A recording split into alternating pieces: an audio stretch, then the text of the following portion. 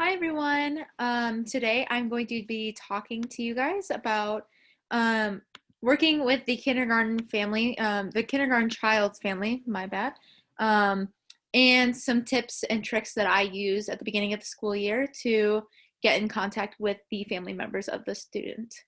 So, the first thing I like to do is send home a envelope, and I always do this right at the beginning of the school year. I'm pretty sure I usually do it on the first day, and I like to do this just because, well, the email or the envelope, it has the contact information in it, and it has the paper version of it in there. And so I like to do this at the beginning of the day or at the beginning of the school year, the first day usually, so I don't forget about it. And also because it's nice to have the parents' contact information just in case his child gets hurt at school, or if they were behaving in a very good way, and I want to tell the parents that, or if they were behaving in a very bad way, and I also want to inform the parents of that. So yes, I will go ahead and give each of my students one of these envelopes, and I will make them go ahead and immediately put it in their backpack just because this is a very important thing in my book, and I really just appreciate parent teacher conversations and feedback and stuff like that. Um, so earlier I said that I have the envelope and I have a piece of paper that goes in the envelope. I also have a email version, and this is supposed to be a replica of an email.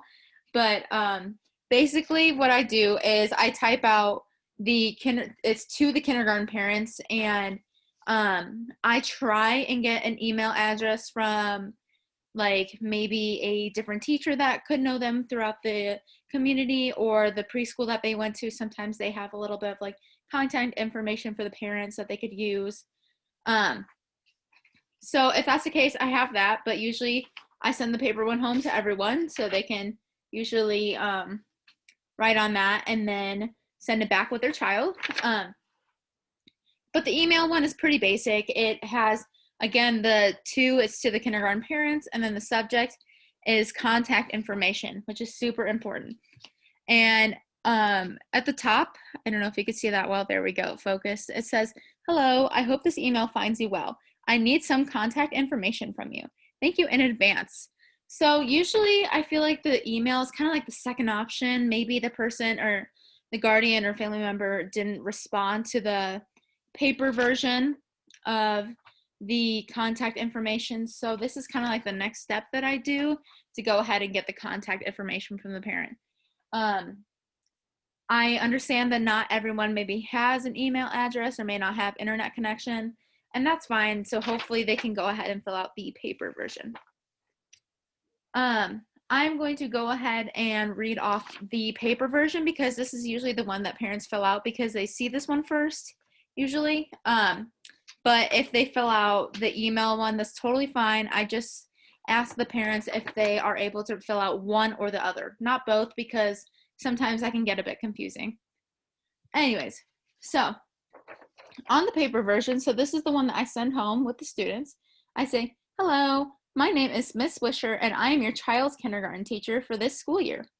I am so excited to have your child in my classroom. I would like I would like your contact information on file just in case. It would be much appreciated. I sent an email as well as this piece of paper, so if you respond to one of them, that would be fantastic. I cannot wait to meet you and get to know you."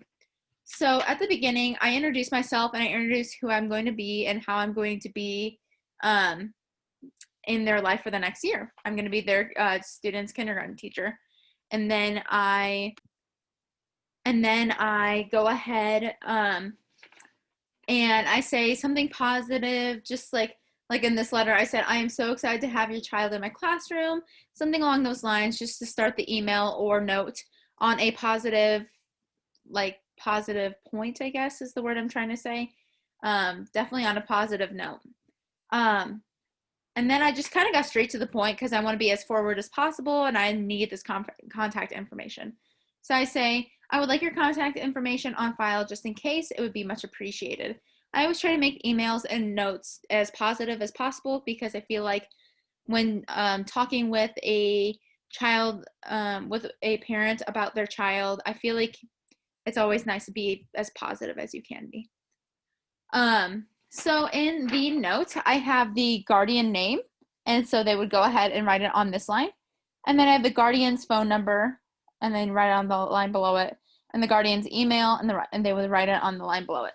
And then right below that, I have 2 questions that I would ask, and I would need the parents to fill out just in case. And I say, what is the best time to contact you? And then what is your preferred method of contact? So I do want them to list either if they have 2 phone numbers or just one, but I would like to list for them to list both. But then I would like for them to list their most preferred method of contact, whether that could be email, phone number, or anything else. This is extremely important just because I want to contact them and make sure that they can answer within a decent amount of time, because I may need to know something or their child may be in trouble or something like that. Also, I just really think it's best to ask what time to contact the parent, because sometimes some parents may be working late hours and they just want to go straight to bed. And so usually I try to contact some of those parents in the morning, right when I get to school.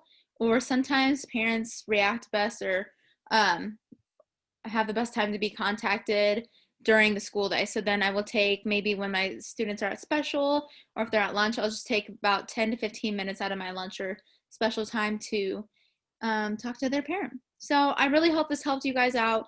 If you have any questions, you can go ahead and email me. My email is kswisher@bsu.edu, and I'm so happy to help, and I hope you guys found this really helpful. Thank you.